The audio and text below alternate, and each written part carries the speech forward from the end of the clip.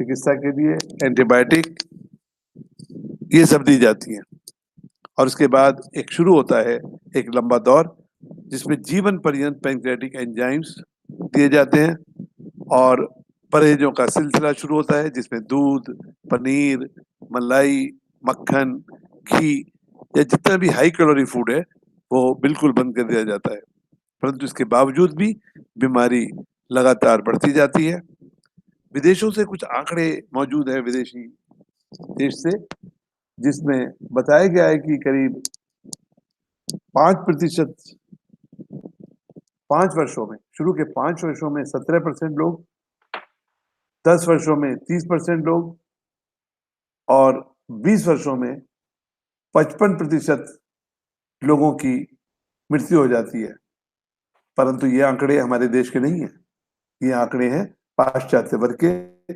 दुर्भाग्य की बात है कि अभी तक हमारे देश में पैंक्रियाटाइटिस रोग की क्या प्रिवेलेंस है, कितने लोगों को ये होता है, कहाँ कहाँ होता है और इसका असर क्या है, कोई आंकड़ा नहीं है। परंतु जो आंकड़ा मैंने आपको बताया ये पाश्चात्य देशों का, विशेषकर अमेरिका से है, जहां पर बताया गया है कि 2016 में 1,57,500 लोगों की मृत्यु इस बीमारी से हुई है।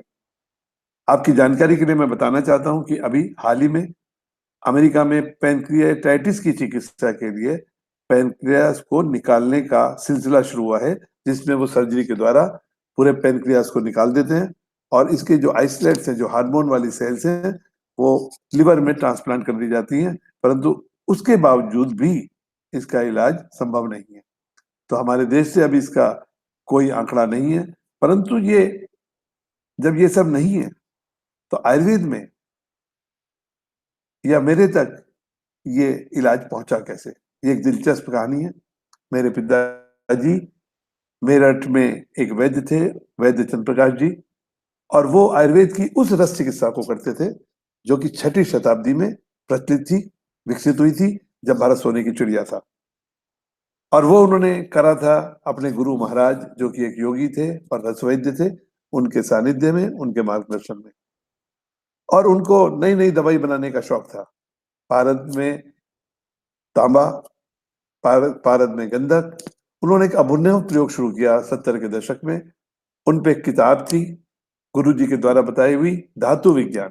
धातु विज्ञान धारणा धातुआ, जो शरीर को धारण करती है। उसमें लिखा है कि सोना, चांदी, तांबा, लोहा, सीसा, जस्ता और जिंक हमारी बॉडी के टिश्यूज में, हमारे शरीर की रस, रक्त, मांस में, अस्थि, मज्जा, शुक्र धातुओं में न्यूनाधिक प्रमाण में रहते हैं। और जब इनमें आहार की, विहार की, प्रज्ञापराध की वजह से कम ज्यादा होती है, तब ये शरीर में बीमारी पैदा करती है। तो उसी में लिखा है तांबा हमारे शरीर की गिराफों में पाया जाता है, ग्रंथियों में पाया जाता है, और इसकी कमी से हमारे शरीर में शोथ रोग पैदा होते हैं, पिंडों में शोथ हो जाता है। और जब इनको जो कि मूल रूप में टॉक्सिक है, इनको दुरूह प्रक्रिया से गुजार कर इनको औषधि रूप में परिणत किया जाता है, तब ये करते हैं। तो उन्होंने जो प्रयोग शुरू किया 77 में, उन्होंने तांबा लिया, तांबे को पारद के साथ मर्दन किया, क्योंकि तांबा भी विष है, पारद भी विष है। तांबे के विष को पारद खा जाएगा और पारद के विषयों को, पारद जो कि साक्षात शिव है, शिव के दोषों को पार्वती रूपी गंधक चाट जाएंगी। ये करके उन्होंने अग्नि पर और मर्दन के साथ इसका संस्कार शुरू किया। और उसके बाद क्या हुआ, ये जो दवा 2-3 साल में बन रही थी, इसके लिए उन्होंने एक कंसेप्ट लिया गंधक जारणा का। आयुर्वेद के ग्रंथों में, रस ग्रंथों में पारद में गंधक जारणा का अत्यंत महत्व है। उसका कुछ माइथोलॉजिकल भी है, स्पिरिचुअल भी है। और लिखा गया है कि जो पारद में गंधक जारणा करता है उसे अश्वमेध यज्ञ के बराबर लाभ प्राप्त होता है। और जब पारद में अग्नि के संयोग से गंधक जारणा की जाती है तो धीरे धीरे गंधक जीर्ण होने लगती है। और पारद में गंधक की जीर्णा को शास्त्रकारों ने किस तरह बताया है कि समय तु गंधक के जीर्णे सामान्य गंधाशना। पारद में जब समान भाग गंधक जीर्ण हो जाती है तो सामान्य रोगों को दूर करता है। द्विगुणे तो विशेषण महारोग विदूर्ण। और उसी पारद में जब अग्नि के संयोग से 2 गुनी गंधक जीर्ण हो जाती है तब वो महारोग को दूर करता है। तो पारद, तांबा गंधक के साथ 100 गुनी गंधक धारणा करने के पश्चात जो प्रक्रिया 3 साल में होती है उसमें 2 गुनी गंधक जीर्ण हो जाती है और पैंक्रियाटाइटिस का ठीक होना है जैसे किसी महारोग का ठीक हो जाता है। तो उस समय में 72 और 73 के दरमियान जब ये औषधि पहली बार बनाई जा रही थी, इत्तेफाकन ये एक ऐसे मरीज को दी गई जिसको चंडीगढ़ स्थित पीजीआई में पेट खोल के बंद कर दिया गया था कि तुम पेनक्रियास कैंसर की एक असाध्य अवस्था में हो और एक सर्कमस्टांसेस हुए कि किसी तरह से वो मरीज मेरे पिताजी तक पहुंचे, उसको पहली डोज से फायदा हुआ और उसके बाद वो करीब 38 साल बीमारी से मुक्त होकर जिए। तो ये इस दवा की कहानी है जो कि किसी शास्त्र से नहीं पैदा हुई, किसी बुद्धि से पैदा नहीं हुई, परंतु करते करते एक ऐसा बना, एक आविष्कार बना जो कि हुआ और उसके बाद उनके दौरान, उनके जीवन के दौरान और उनके बाद 84 में उनका स्वर्गवास हुआ।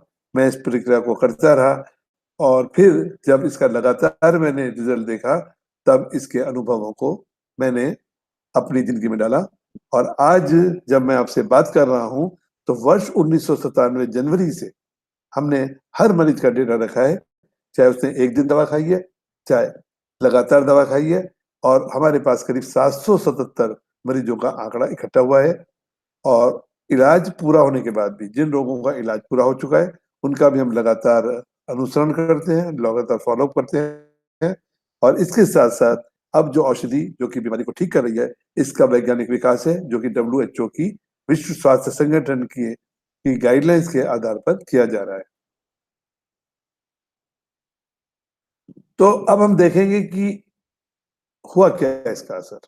777 मरीज, इनमें से 400 मरीज ऐसे हैं जिन्होंने 1 साल का इलाज पूरा किया है और आप देख रहे हैं कि इसका असर क्या आ रहा है कि पी वैल्यू एक स्टैटिस्टिक्स का आंकड़ा है जिसमें 0.05 अगर से कम अगर कोई पी वैल्यू आती है 0.05 से कम और यहाँ पर आप देख रहे हैं कि पी वैल्यू आ रही है 0.0001 मतलब हाईली सिग्निफिकेंट।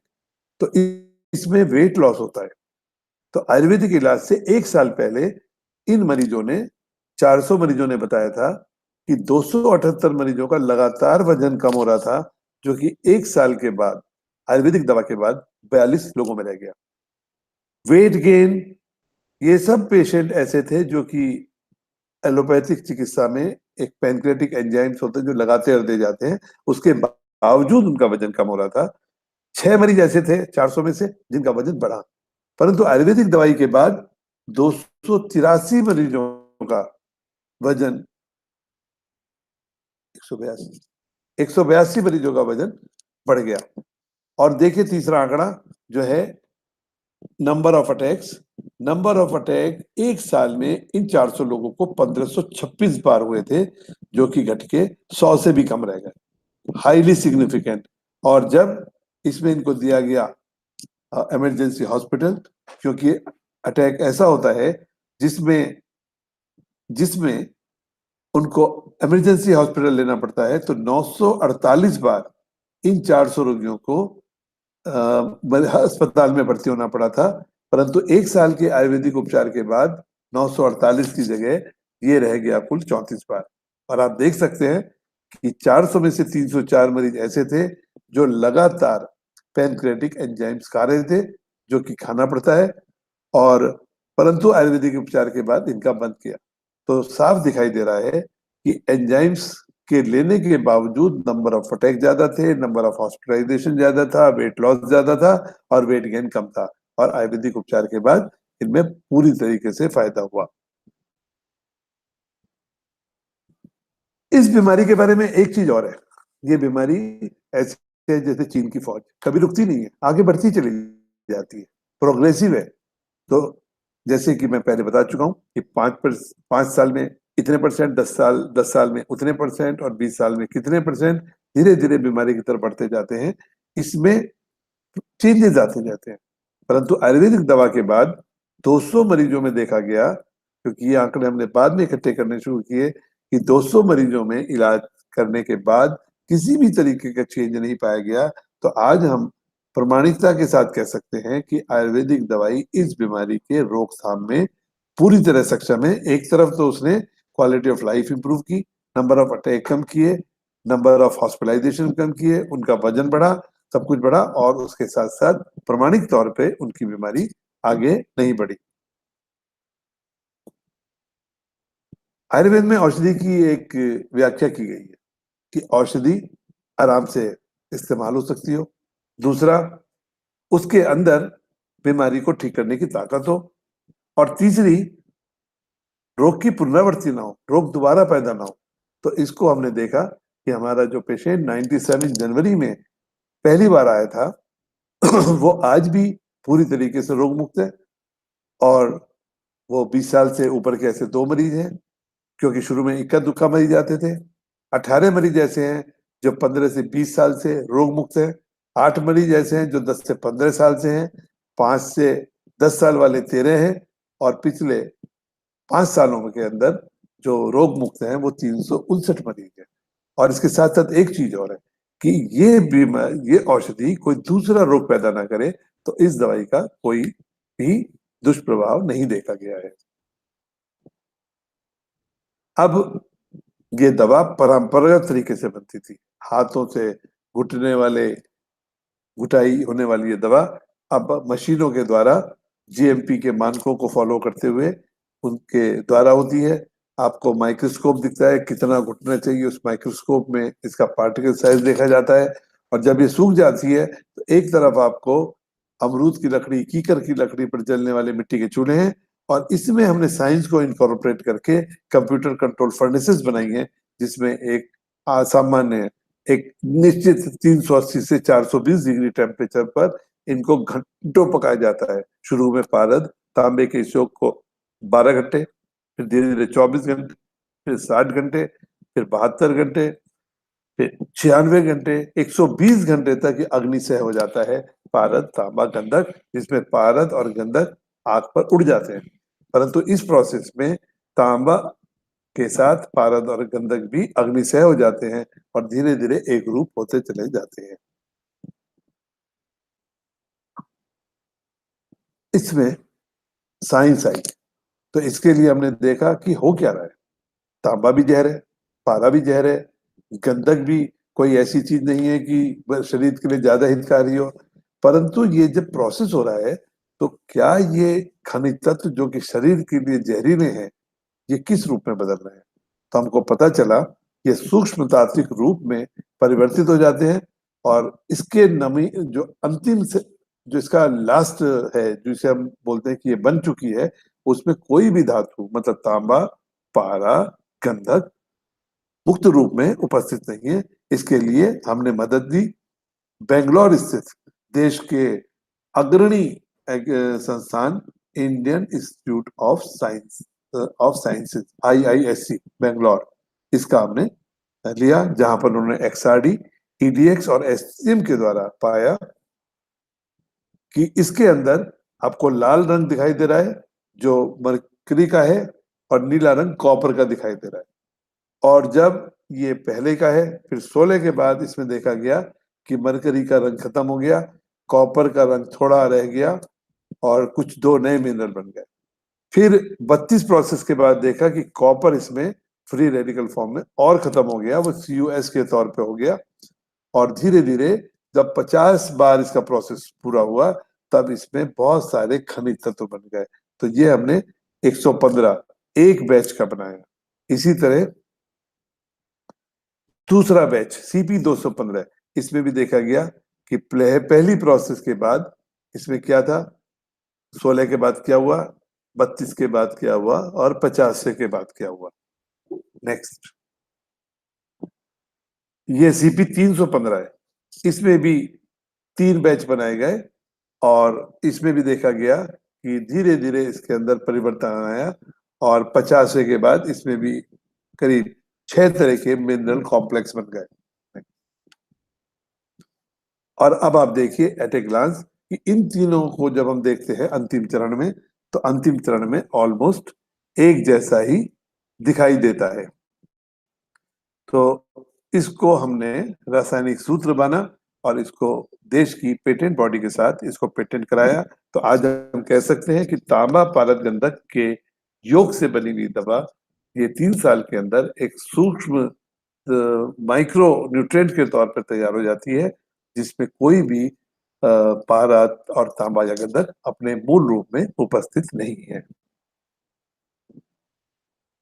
अब एक सवाल सामने जरूर खड़ा रहता है कि ये औषधियां जो कि जहरीली चीजों से बनाई गई सब बन गई हैं, क्या इनके अंदर विषाक्तता बाकी तो नहीं है? और ये संदेह वाजिब है, ये जरूरी है, परंतु उनका भी जवाब है।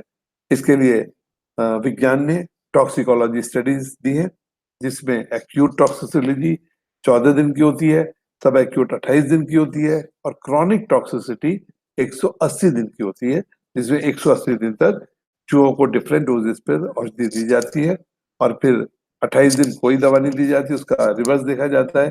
तो मुझे कहते हुए बड़ा खुशी है कि इस पूरे अध्ययन में, जो कि मैसूर स्थित एक अंतरराष्ट्रीय रूप से प्रमाणित वैज्ञानिक संस्थान में हुआ, उसमें इस औषधि का कोई भी दुष्प्रभाव देखने में नहीं आया है। तो जो औषधि 400 से ज्यादा मरीजों को फायदा दे चुकी है, जो कि केमिस्ट्री में भी पता चली है कि एक मेटल फ्री है। तीसरा, चूहों में जो इसके ऊपर टॉक्सिसिटी हुई है उससे पता चला है कि इसमें कोई साइड इफेक्ट नहीं है। अब इसका एक वैज्ञानिक पहलू और है, जिसको हम बोलते हैं कि इसका प्री क्लिनिकल स्टडी। तो इसके लिए मॉडर्न साइंस में एक तरीका होता है, उसमें एनिमल्स को लिया जाता है और केमिकल के द्वारा उनके अंदर क्रॉनिक पैनक्रेटाइटिस पैदा की जाती है। तो इसमें ये 2 अध्ययन हुए, 2 बार ये अध्ययन किया गया चूहों पर, और जिसमें पैनक्रेटाइटिस रोग पैदा किया गया, और इसके साथ ये औषधि 3 से 4 मिलीग्राम प्रति किलो बॉडी वेट के हिसाब से दी गई। और इसमें जो आंकड़ा आया, ये बड़ा हैरतजनक था कि ये औषधि जो कि तांबा पारा और गंधक के योग से बनी है, 4 mg पर केजी बॉडी वेट पर सबसे अच्छा रिजल्ट दे रही है। उससे कम जब दी गई तब भी इसका रिजल्ट नहीं है, और जो जो इसकी मात्रा बढ़ाई गई तो इसका असर खत्म हो गया। ये ऐसा ही है कि मात्रा मात्रा मतलब जो हमारी को दी जाती कोई भी चीज, जैसे खाने की मात्रा, कोई चीज पथ्य है, परंतु वही मात्रा जब ज्यादा हो जाती है तो कुपथ्य हो जाती है। ये खाने के साथ भी है, यहाँ तो ये औषधि है। तो कोई भी औषधि की एक मात्रा होती है, जिसके हम बोलते हैं मैक्सिमम डोज टॉलरेंस, जिसको बोलते हैं इफेक्टिव डोज स्टडी। तो इस अध्ययन से हमें पता चला कि ये औषधि जो कि मनुष्यों में फायदा करती थी, जो कि कोई साइड इफेक्ट नहीं है, कि वो पैनक्रेटाइटिस रोग को, जो कि एल आर्जिनिन द्वारा चूहों में पैदा की गई थी, उसको रोकने में सक्षम है। और इसके सापेक्ष था स्टीरॉयड प्रेडनिसोलोन। तो इसमें जो प्रेडनिसोलोन जिन ग्रुप को दिया गया उनमें भी फर्क पड़ा, परंतु सारे चूहे 14 दिन के बाद ही मर गए। वो बीमारी ठीक नहीं की, बीमारी खत्म हो गया। तो ये हमारा पहला आंकड़ा था, जिससे हैरतगंज थे। हम सोच भी नहीं पा रहे थे कि इससे हमें ऐसा रिजल्ट आएगा, एक पर्टिकुलर डोज पे आएगा, जैसे से दवा बनाएंगे। क्योंकि आयुर्वेद की दवाइयों के बारे में दुर्भाग्य से जो अनुभव जन्य था, जो परंपरा में, गुरु शिष्य परंपरा में था, आश्रमों में था, इसका धीरे धीरे वैज्ञानिक विकास नहीं हुआ। तो आज हमारे वैज्ञानिकों ने हमें बताया कि जो हमें परंपरा में मिला था, अगर उसको थोड़े साथ विज्ञान के साथ जोड़ा जाए तो इसकी सार्थकता और सिद्ध होगी, इसकी प्रमाणिकता और सिद्ध होगी, और इसकी एक्यूरेसी और ज्यादा होगी। इसी अध्ययन को दोबारा कराया गया। अब इसमें हमने डिफरेंट डोजेस करी, और अब पाया गया कि जो पिछली बार था वो बिल्कुल वैसा ही था, और 3 मिलीग्राम पर केजी बॉडी वेट पे भी और 4 मिलीग्राम बॉडी वेट पर भी ये वही रिजल्ट दे रही है। मतलब सिग्निफिकेंटली पैनक्रेटाइटिस रोग को रोक रही है। और इसके सापेक्ष जो प्रेडिसोलोन है वो कर तो रही है, परंतु विषाक्तता के साथ उसमें वजन भी कम हो रहा है और चूहों की मृत्यु हो रही है। तो इन अध्ययनों से ये पता चलता है कि असाध्य मानने वाला पैनक्रेटाइटिस रोग आयुर्वेद के रस शास्त्र पर आधारित जो औषधि बनाने की प्रक्रिया है उससे साध्यावस्था में पहुंच जाता है। और अब एक विहंगम दृश्य है कि ये 777 मरीज आए, जैसा कि मैं पूर्व में आपको बता चुका हूं कि इस बीमारी का विदेशों से जो आंकड़ा है उसमें 55% लोगों की मृत्यु 20 साल में हो जाती है। पिछले 22 साल में हमारी मृत्यु दर 1.6% है, जो कि विश्व के मुकाबले अद्भुत है। और ये बताता है कि इस भयावह रोग को में रोकने में आयुर्वेद का रसशास्त्र कितना प्रभावकारी है। परंतु इस डेथ रेट को अगर हम हिंदुस्तानी परिप्रेक्ष्य में देखें, जहां पर मोर देन 95% लोग 20 साल से ऊपर नहीं जी पाते हैं, उनके सापेक्ष ये हाईली सिग्निफिकेंट है। और इसमें हमने उन मरीजों को भी शामिल किया है जो कि ऐसी अवस्था में आए थे जिनको 7 दिन अरिष्ट लक्षण पैदा हो गए थे, परंतु 5 दिन के चिकित्सा के बाद भी उनको लाभ नहीं हुआ। हमने उन सबको इसमें शामिल किया है। इसमें वो भी हैं जिनको इलाज के 5-6 साल बाद अचानक हार्ट अटैक हुआ, तो परंतु ये सब death rate different different reason के हैं। इसमें एक इंटरेस्टिंग डेटा है 17 मरीजों का, क्योंकि आयुर्वेद की क्रेडिबिलिटी बड़ी पुअर है। प्रचार, अत्यधिक प्रचार के कारण लोगों की आयुर्वेद के प्रति एक शक पैदा हो गया है, एक भय पैदा हो गया है। तो 17 मरीज ऐसे थे जो हमारे पास आए, हमारी बातें सुनी, हमसे दवा ली, पर उन्होंने औषधि शुरू ही नहीं की। परंतु क्योंकि वो दवा ले चुके थे, हमने इसको अपने में डाला है कि दे टुक मेडिसिन बट कभी स्टार्ट नहीं किया। ऐसे 17 लोग हैं 777 में से। 5 मरीज ऐसे हैं जिनको हम चाह के भी ढूंढ नहीं पा रहे, हमको पता नहीं है कि क्या हुआ है, क्या उनका घर का पता बता है, क्या बना, हमको पहुंच नहीं पाए, वो लॉस्ट टू फॉलो कराते हैं। और 103 मरीज ऐसे हैं, करीब 13-14% लोग ऐसे हैं जो ड्रॉप आउट हुए कई वजह से, जिन्होंने इस औषधि को बीच में लेना बंद किया है। और करीब 237 मरीज आज भी इस औषधि को लगातार प्रयोग कर रहे हैं। 2 मरीज ऐसे हैं जिन्होंने बताया कि हमको 1 साल की दवा लेने के बाद कोई फायदा नहीं हुआ। फ्रेंड्स, ये ट्रीटमेंट आयुर्वेद के उस सिद्धांत पे आधारित है जिसे आहार विहार औषध कहा गया है। आहार माने खुराक, विहार। तो यहाँ पर मरीजों को 3 टाइम नाश्ता, 3 टाइम खाना दिया जाता है। 1600 कैलोरी, 1200 से 1600 कैलोरी उनकी पाचन शक्ति के हिसाब से दी जाती है। तो ये एक ऐसा इलाज नहीं है कि जिसमें हमने आपको बोल दी थी आप ठीक हो गए। आहार, और आहार के साथ निद्रा, 8-9 घंटे की नींद, टाइम पर खाना, थोड़ा आराम से रहना, मानसिक और शारीरिक रूप से आराम लेना, इन सबसे बीमारी ठीक होती है। तो जो 2 लोगों ने प्रोग्रेशन बताया, उन्होंने ये जरूर एडमिट किया कि हमने आहार विहार को फॉलो नहीं किया, परंतु हमने फिर भी उनको अपने फेलियर्स में ही डाला है। परंतु एक सबसे बड़ी बात आई है, 400 मरीज, ये नियरली 70% पेशेंट ऐसे हैं जो कि ये कह रहे हैं कि हम इस आयुर्वेदिक दवाई से पूरी तरह से लाभान्वित हुए। तो 70% उस औषधि से लाभ हुए जिसकी फार्माकोलॉजी नहीं पता है, जिसकी केमिस्ट्री नहीं पता है, जिसका ड्यूरेशन नहीं पता है, जिसका मोड ऑफ एक्शन नहीं पता है, जिसको कोई बायोमार्कर नहीं है। तो हमने विश्व में एक ऐसा मिसाल पैदा की है, और हम कर रहे हैं लगातार। जब मैं आज आपसे बात कर रहा हूँ, ये आंकड़ा थोड़ा पुराना हो गया है, हमारे पास 787 मरीज हमारे इस पैनक्रेटाइटिस के जो विशिष्ट चिकित्सा केंद्र है उत्तराखंड के एक छोटे से ग्रामीण क्षेत्र में, यहाँ लगातार मरीजों का आना जाना भरा हुआ है।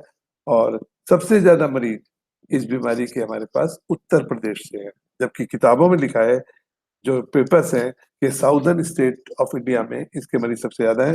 परंतु 777 मरीजों में करीब 250 मरीज यूपी के हैं, दूसरा नंबर दिल्ली का है, तीसरा नंबर महाराष्ट्र का है। अब निष्कर्ष क्या है कि जो असाध्य थी, जो जानलेवा थी, जो जीर्ण रोग है, उसका आयुर्वेद से लाभ हो सकता है, आयुर्वेदिक चिकित्सा से इसका फायदा हो सकता है। और आयुर्वेद की चिकित्सा के द्वारा पैनक्रेटाइटिस, जिसमें 40% लोग पैनक्रेटिक कैंसर में बदल जाते हैं, आयुर्वेद के रसशास्त्र पर और भी बीमारियों का इलाज संभव है।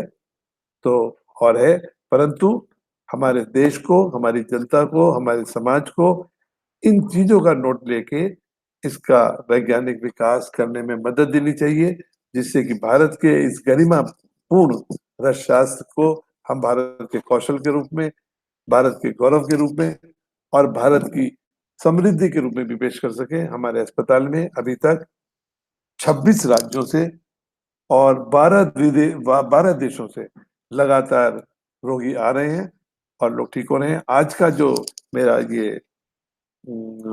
वेबिनार है, ये एक तरीका है कि जो हम कर रहे हैं वो सूचना हम आप तक पहुंचाएं और इस सूचना के द्वारा हम ज्यादा से ज्यादा लोगों को इसका फायदा उठा सकें। इन्हीं शब्दों के साथ जय हिंद, जय आयुर्वेदा। और मुझे प्रसन्नता होगी, बिल्कुल दोस्तों,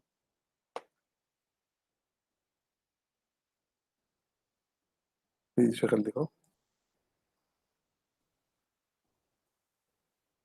और मुझे प्रसन्नता होगी यदि आपके कोई सवाल हो उनका जवाब देने में। अ, तो आप चैट बॉक्स हमारा ऑन है।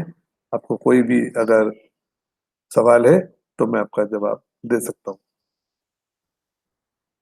क्या चीज है?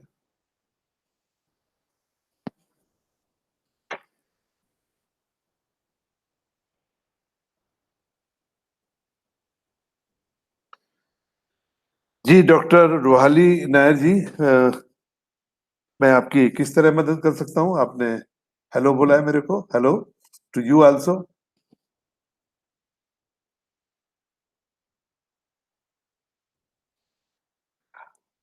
इसका आपने ट्रीटमेंट की कॉस्ट पूछी है। इसका एक प्रोसीजर है। सबसे पहले एक नंबर पर और या हमारे ईमेल के द्वारा आपको अपनी रिपोर्ट शेयर करनी होती है और इस रिपोर्ट से हम ये निश्चित करते हैं कि वाकई में ये रोग आपको है, क्योंकि हम डायग्नोज नहीं करते हैं बीमारी का, परंतु आपके जो पुराने डायग्नोज की रिपोर्ट्स हैं उनके आधार पर हम पहले ये देखना चाहते हैं कि बीमारी वाकई में है कि नहीं है, और उस बीमारी के हिसाब से आपको बताया जाएगा कि इसका प्रोसीजर क्या है, कितने दिन आपका इलाज चलेगा। और हो सकता है कि हम ये भी बोलें कि आपको इलाज की जरूरत नहीं है। हमारे पास कई सारे मरीज ऐसे आते हैं जिनको 4 साल पहले अटैक हुआ, एमआरसीपी था, फिर वो डरे हुए थे, उनका फिर से एमआरसीपी कराया गया और बीमारी स्टेबल थी। तो ऐसे लोगों को हम मना भी कर देते हैं। तो उसी हिसाब से पेशेंट की ट्रीटमेंट की कॉस्ट भी वेरी कर सकती है, परंतु ये एक फिक्स ट्रीटमेंट पैकेज भी है।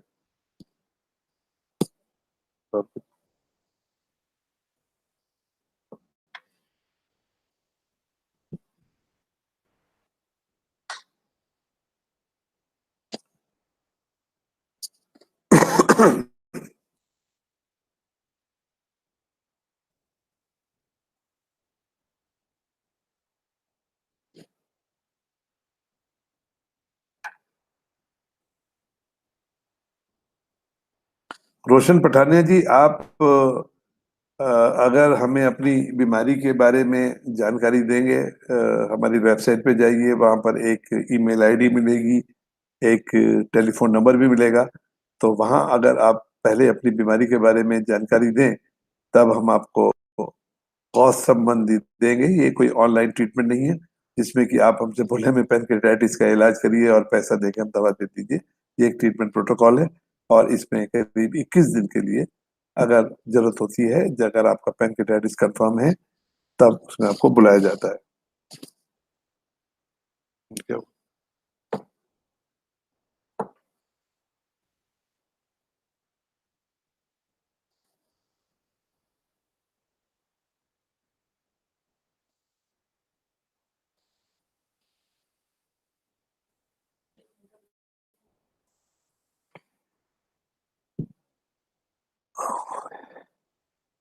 अवसार कामयाबी, कामयाबी जी, आपका सवाल है कि क्या ये 100% ठीक होगा?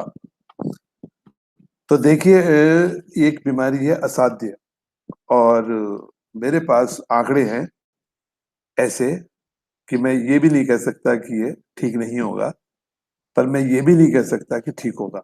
आपका खान पान, आपका रहन सहन, परंतु प्रोबेबिलिटी, जो मेडिकल वर्ल्ड है, प्रोबेबिलिटी है इसमें सिग्निफिकेंट, मतलब स्टैटिस्टिकली सिग्निफिकेंट है, ये बीमारी ठीक होगी। पर मैं आपको कह सकता हूं कि अगर आप मेरे अनुभव का, जो कि करीब 42 साल का चिकित्सीय अनुभव मेरे पास है, अगर आप इस बीमारी में मेरे अनुभव को फॉलो करेंगे तो आप पूरी तरीके से रोग मुक्त हो सकते हैं और हमेशा के लिए रोग मुक्त रह सकते हैं। परंतु केवल मेरे कहने मात्र से नहीं होगा, आपको अपने खान-पान में, रहन-सहन में भी बदलाव लाने होंगे। जैसे एक बहुत अच्छा ड्राइवर सब कुछ करके भी आपको नहीं कह सकता कि वो रुद्रपुर से दिल्ली ठीक पहुँचा देगा। उसमें भी बहुत सारे फैक्टर होंगे, परंतु प्रोबेबिलिटी यही होगी साहब मैं सारी ज़िंदगी यही कर रहा हूँ और अभी तक मेरा कोई एक्सीडेंट नहीं हुआ है, मैं पहुँचा दूँगा।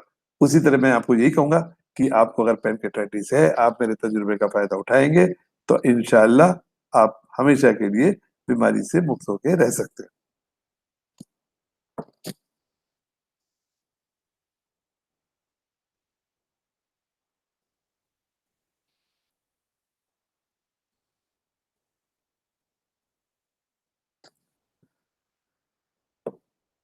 तो मैं आप सभी लोगों का धन्यवाद देना चाहता हूँ जिन्होंने इस वेबिनार में शामिल होने के लिए समय दिया और ये मेरे यूट्यूब चैनल पर रहेगा। इसको आप देखिए और हमारी वेबसाइट पर जाके आप कभी भी दिए हुए नंबर पर और या ईमेल आईडी के द्वारा आप हमसे संपर्क कर सकते हैं। इन्हीं शब्दों के साथ धन्यवाद और शुभ रात्रि।